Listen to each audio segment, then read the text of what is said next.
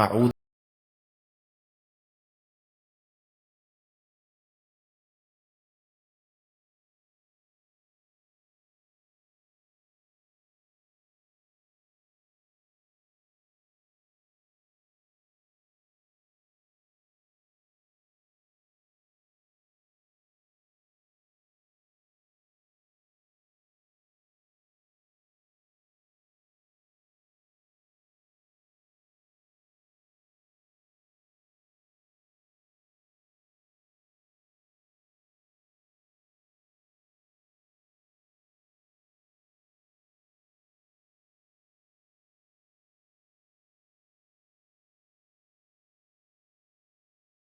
tersebut biasanya dia keluarkan di bulan suci Ramadan, namun di bulan suci Ramadan ini misalkan dia diopname dan sampai bulan Syawal, jangan ya, sampai ke bulan Syawal lalu dia meninggal dunia, belum sempat dikeluarkan zakatnya, maka ini kewajiban untuk ya, dikeluarkan zakatnya karena ini berkenaan hutang berkenaan dengan hak Allah. Jadi ini yang pertama. Yang kedua, hutang yang berkenaan dengan hak manusia. Ya mungkin ketika kita bermuamalah ada hutang piutang, ya. Makanya jangan kita anggap remeh masalah hutang piutang ini. Ya. Karena di dalam ayat Al-Quran tidak ada satupun ayat yang paling panjang, satu halaman penuh itu ketika kita buka Quran cetakan Madinah, ya. Itu satu halaman penuh itu hanya satu ayat ya, dan ini adalah ayat yang paling panjang dan itu menceritakan tentang masalah hutang piutang dan saksi, sehingga Allah Subhanahu wa taala berfirman dalam surat Al-Baqarah 282, satu halaman terakhir sebelum akhir surat Al-Baqarah, ya ayyuhalladzina amanu idza tadayantum bidainin ila ajalin musamma faktubuh. Wahai orang-orang yang beriman, apabila kalian mengadakan transaksi hutang piutang sampai dengan waktu tertentu, maka catatlah, kata Allah.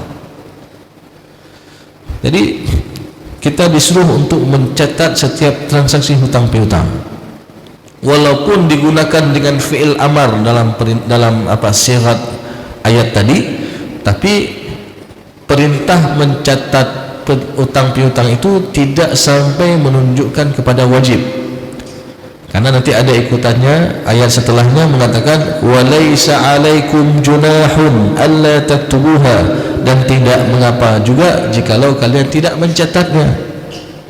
Lalu apa faedah tadi? Yang pertama Allah suruh catat, yang kedua Allah mengatakan enggak apa juga kalau enggak catat.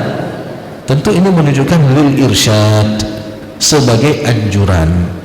Maka ketika hal ini disebutkan dalam bentuk anjuran, maka di sana juga ada kemaslahatan, ya, ada kemaslahatan bagi kita. Contoh misalkan, ketika seorang suami meninggal, keesokan harinya datang seseorang ke rumah almarhum, dia ketuk pintu, assalamualaikum, waalaikumsalam, dibuka sama istri almarhum. Ada apa Pak? Saya ini kawan almarhum. Dulu ketika almarhum masih hidup ada hutang sama saya. Lalu istrinya tanya, maaf Pak, ada nggak bukti kalau almarhum suami saya ada hutang sama Bapak? Nggak ada bukti, nggak ada pencatatan. Ini jadi situ masalah. Boleh jadi memang benar-benar ada hutang, ataupun boleh jadi ada yang ngaku-ngaku berarti, ya. Jadi ini. Ataupun ketika seseorang selama dia masa hidupnya dia mencatat transaksi hutang piutang, ya. Tanggal sekian ada orang pinjam uang sama dia, ya, ada disebutkan namanya, nomor HP-nya, saksinya dan lain sebagainya, ditanda tangan. Maka nanti ketika almarhum meninggal oleh ahli warisnya bisa dilihat, oh rupanya ini buku catatan hutang almarhum, ya. Dan ada uang almarhum ayahnya misalkan sama kawannya si B, nomor HP-nya sekian, ya, dan jumlahnya sekian, dikasih piutangnya.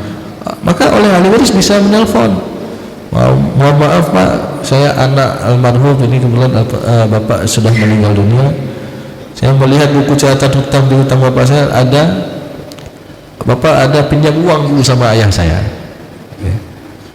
Maka ini bagaimana Pak, kalau sudah ada kemudahan mungkin boleh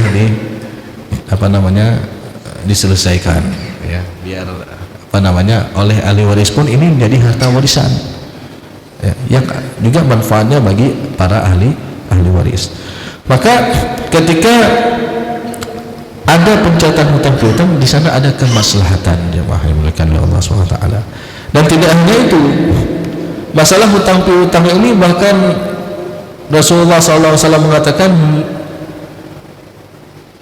yaghfiru lisyahid kulla dzambin, Allah akan mengampuni seluruh dosa-dosa orang yang syahid.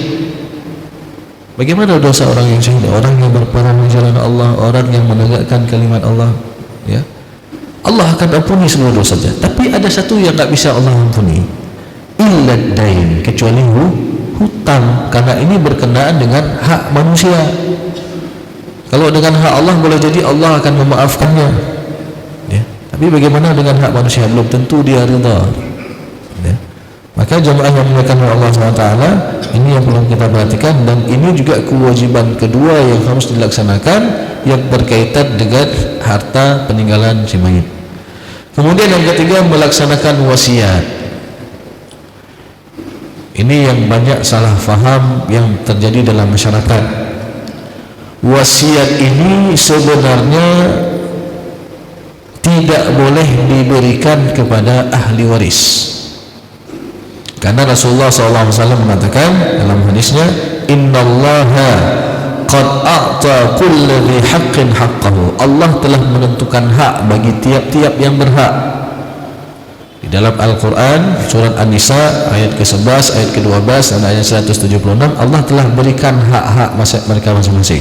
Ada yang dapat setengah, ada yang dapat sepertiga, seperempat, seperenam, seperdelapan, dan 2/3. Jadi bagian-bagian ini jelas dalam Al-Quran. Jadi innallaha qad a'ta kulli dhi haqqin haqqahu fala wasiyata liwarithin, dan tidak boleh diberikan wasiat kepada ahli waris. Jadi idealnya wasiat diberikan kepada siapa? Diberikan kepada selain ahli waris. Misal kepada cucu yang sudah duluan meninggal orang tuanya, lagi kasus patah titi, nyojet, ya, gejuk wasit. Ataupun diberikan kepada kemaslahatan umat, diberikan untuk masjid, ya, untuk diniyah, ya, tempat pendidikan agama dan lain sebagainya. Dan wasiat ini pun dibatasi maksimalnya adalah 1/3, ya. Makanya Bapak Ibu yang dimuliakan oleh Allah Subhanahu wa taala, kadang-kadang dalam permasalahan wasiat ini pun banyak terjadi permasalahan. Ada orang tua yang sangat sayang sekali kepada salah satu daripada anaknya. Kadang dia buat surat wasiat, dan ini diberikan surat wasiat dengan tidak ada keadilan. Ini juga jadi satu masalah nanti. Kapan masalahnya? Ketika meninggal orang tuanya, kakaru sabi keroron. Karena kenapa? Orang tua tidak adil.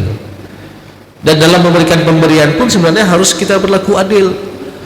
Karena Rasulullah SAW dalam sebuah hadis, tatkala Nu'man ibnu Bashir memberikan pemberian kepada anaknya, lalu istrinya tidak ridha dan berkata, saya tidak ridha engkau berikan ini kepada Nu'man ataupun kepada salah seorang daripada anak kita, sampai Rasulullah jadi saksi.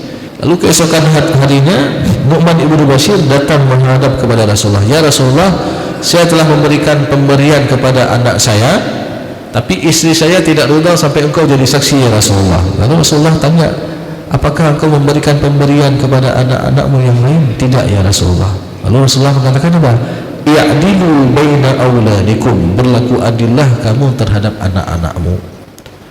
Walaupun adil ini tidak mesti sama, ya. Karena nanti ada yang kadang-kadang ekonominya sudah mapan, ada yang kadang-kadang ekonominya masih belum stabil dan lain sebagainya, maka tetap diberikan juga. Dan jangan kita menganggap, ini kadang-kadang juga banyak terjadi ketika ada seorang anak di masa orang tuanya tua tinggal di salah satu rumah anak tersebut, ataupun anak yang paling bungsu lah. Lalu gara-gara katakanlah orang tuanya tinggal di situ, meninggal orang tuanya, anak perempuan ini minta hak lebih dengan mengatakan, "No, jangan kan ayah tinggal saja nun hak lebih lah." Jadi ini jangan seperti itu. Ketika orang tua tinggal sama kita, ya kita rawat mereka, kita asuh mereka sebagaimana mereka mengasuh kita ketika waktu kecil. Ini merupakan birrul walidain. Ya, perbuatan baik kita, pengabdian kita kepada kedua orang tua kita, jangan kita minta lebih dari itu. Ya, kecuali dalam merawat orang tua itu butuh modal yang besar, misalkan untuk pengobatan, ya, untuk katakanlah untuk ya sekali suntik misalkan 500.000 misalkan, tentu ini butuh modal yang banyak, tentu ini harus dibicarakan oleh sesama para ahli waris. Ya.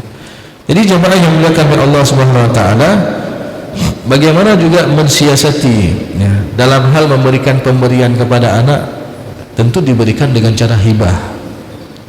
Dan ingat, hibah ini tidak boleh diberi, ada syarat-syaratnya. Hibah ini tidak boleh diberikan ketika seseorang itu dalam kondisi sakit menjelang kematian, karena ketika sakit menjelang kematian ini sama dengan wasiat, dan wasiat itu tidak boleh diberikan kepada ahli waris. Kemudian syarat yang kedua, pemberian itu harus dilakukan dengan serah terima, al-qabdu, ya, serah terima. Maknanya apa? Ketika orang tua telah menghibahkan sesuatu kepada anaknya, maka ini bisa ditasarrufkan, bisa digunakan oleh anak ini, bisa disewakan ataupun dimanfaatkan, ya. Jadi jangan hanya sekedar, dan juga jangan hanya sekedar secara lisan saja, ya.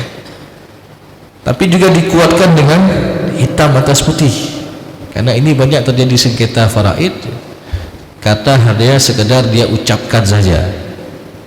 Contoh, ada kasus seorang istri meninggal suaminya, nggak punya keturunan, jadi ahli warisnya istri dan saudara-saudara suaminya. Lalu ketika duduk pembagian harta faraid, istrinya mengatakan, "Ini rumah ini dulu abang sudah hibah untuk saya." Ya. Keluarga suaminya tanya, "Maaf, mana bukti kalau almarhum sudah hibah?" "Ada dulu dibilang sama saya." Ini nggak bisa dipegangkan, ya. Tapi kalau ada hitam atas putih, ini jadi sesuatu yang istilahnya ya untuk memperkuat apa yang telah dikatakan oleh almarhum tersebut. Ya, jadi ketika ada diberikan hibah, coba dibuat hitam atas putih. Begitu pula ketika ada orang yang menggugurkan kewajiban ataupun haknya. Contoh misalkan seorang meninggal, ada istri, ada anak perempuan, ada wali. Kena hak wali nyenani indang-indang, ya, ada hak wali. Maka ketika duduk misalkan, duduk di antara ahli waris semua, ya, oleh wali mereka ingin menggugurkan hak mereka. Hanapa hak kamu juk mandang ke anak indang almarhumnya, ya. Dalam menggugurkan hak pun harus ditulis hitam atas putih, karena boleh jadi sekarang karena kondisi ekonominya lagi baik dia gugurkan, nanti suatu saat ketika ekonominya lagi goyang nanti dia